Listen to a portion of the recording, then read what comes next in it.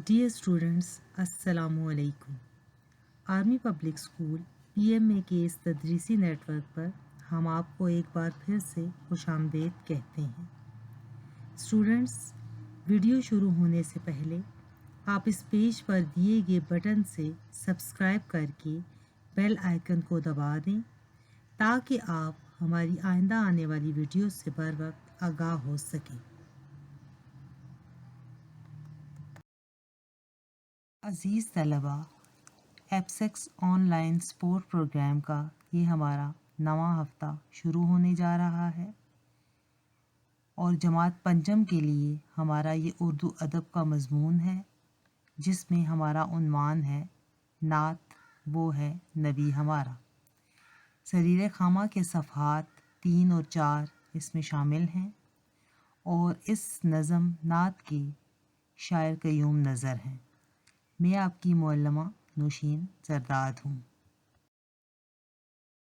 तलबा, नज़म शुरू करने से पहले हम इसके तदरीसी मकासद जान लेते हैं। नात के मानी और मफ़हूम को जानेंगे हम। हज़ूर पाक सल्लल्लाहु अलैहि वसल्लम की सुन्नत पर कैसे अमल पैरा हो सकते हैं ये भी जानेंगे। बामानी जुमला साजी करेंगे, अशार को नसर में तब्दील करेंगे और इस नज़म का खुलासा तहरीर करेंगे। इस नज़म के शायर क़य्यूम नज़र हैं। क़य्यूम नज़र 1914 में लाहौर में पैदा हुए।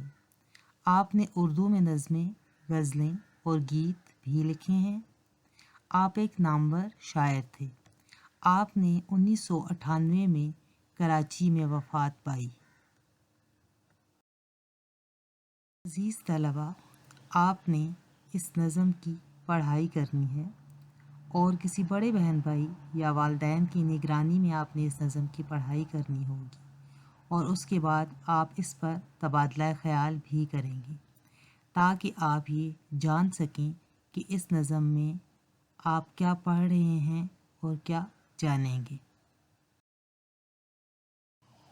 आइए तलबा, अब इस नज़म के ख़ास और अहम नुकात हम जान लेते हैं जो कि इस नज़म के अंदर मौजूद पैगाम को समझने में हमारी रहनुमाई करेंगे। हज़ूर पाक सल्लल्लाहु अलैहि वसल्लम ने हमें नेकी की राह दिखाई। आप सल्लल्लाहु अलैहि वसल्लम ने काबा को बुतों से पाक किया, लोगों के दिलों में खौफ खुदा पैदा किया और नेक लोगों को जन्नत मिलने की खुशखबरी भी सुनाई। आप सल्लल्लाहु अलैहि वसल्लम ने आखिरत की बुनियाद अमल को करार दी, यानी नबी पाक सल्लल्लाहु अलैहि वसल्लम की ज़िंदगी हमारे लिए मशअले राह है और हमें आप सल्लल्लाहु अलैहि वसल्लम के बताए हुए रास्ते पर चलकर अपनी ज़िंदगी गुजारनी चाहिए और हमें अपने अमल दुनिया में ऐसे रखने चाहिए कि अल्लाह ताला हमसे राज़ी हो जाए और नबी पाक सल्लल्लाहु अलैहि वसल्लम की सुन्नत पर अमल करने में ही असल कामयाबी पिन्हा है। जी तो अज़ीज़ तलबा, इस नज़म के ज़रिए हमें एक बहुत अच्छा अखलाकी सबक हासिल होता है और वो ये है कि हमें हज़ूर सल्लल्लाहु अलैहि वसल्लम की ज़िंदगी को मशाल राह बनाते हुए उनकी सुन्नत पर अमल करना चाहिए और उसी सुन्नत के मुताबिक हमें अपनी तमाम ज़िंदगी गुजारनी चाहिए। प्यारे बच्चों, इस नज़म को पढ़ने के बाद आप ये जान जाएंगे कि हमें हमारा अल्लाह और उसका रसूल क्या हुक्म देता है। नबी पाक सल्लल्लाहु अलैहि वसल्लम ने हमें किस तरह से अपनी ज़िंदगी गुजारने का दर्स दिया है और हमें उनकी सुन्नत पर अमल पैरा होते हुए किस तरह से अपनी ज़िंदगियों को गुजारना चाहिए। अज़ीज़ तलबा, अब ये जानना भी ज़रूरी है कि आपने अपना काम किस तरह से सरअंजाम देना है। ज़बानी काम में आप सबसे पहले नज़म की दुरुस्त तलफ़्फ़ुज़ के साथ बुलंद ख़्वानी करेंगे और بلند خوانی آپ اپنے والدین یا بڑے بہن بھائی کی نگرانی میں کریں گے، اور پڑھائی کرنے کے بعد آپ والدین یا بڑے بہن بھائی کے ساتھ اس نظم پر تبادلہ خیال بھی کریں گے۔ سوالات جوابات میں جز الف سے ہ تک جوابات آپ اپنے والدین یا بڑے بہن بھائی کو سنائیں گے۔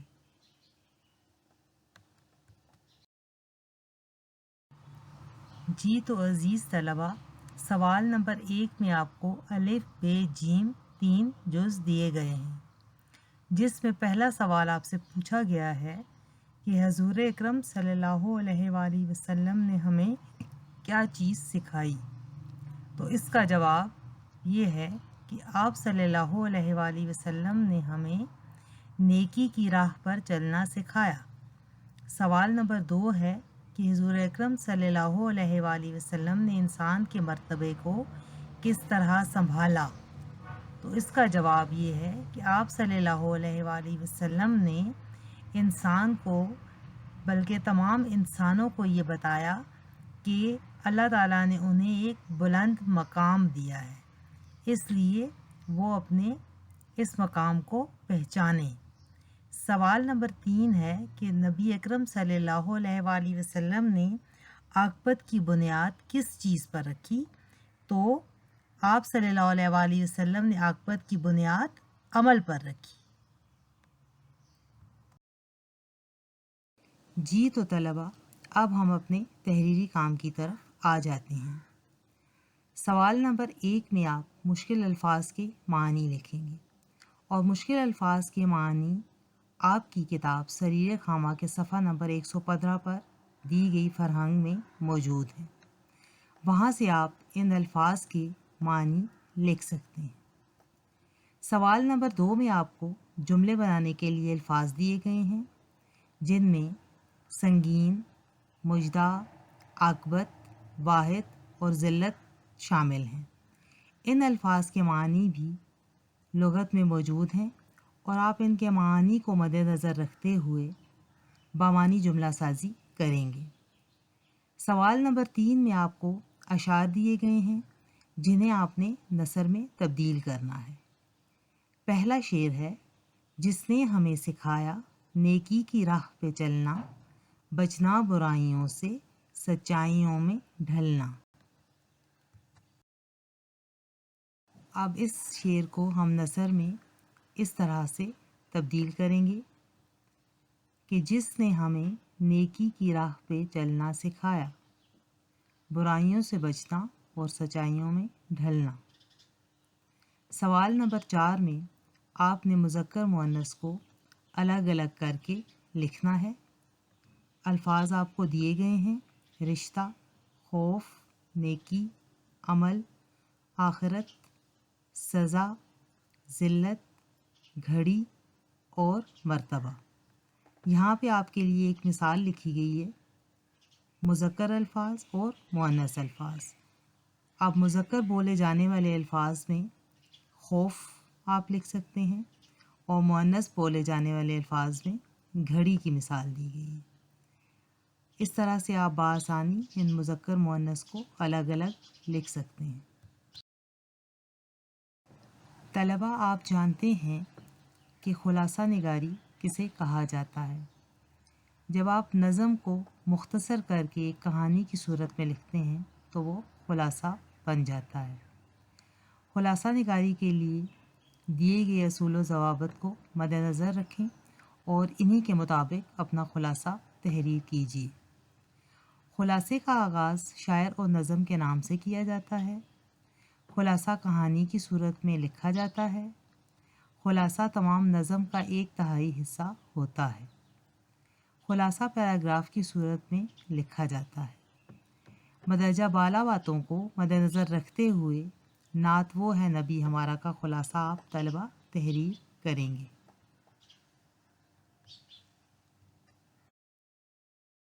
پیارے بچوں، تحریری کام آپ الگ صفحات پر خوش خط تحریر کریں گے اور الفاظ کے بامعنی جملے بنائیں گے، جو کہ گرامر کی روح سے بھی درست ہونے چاہئیں۔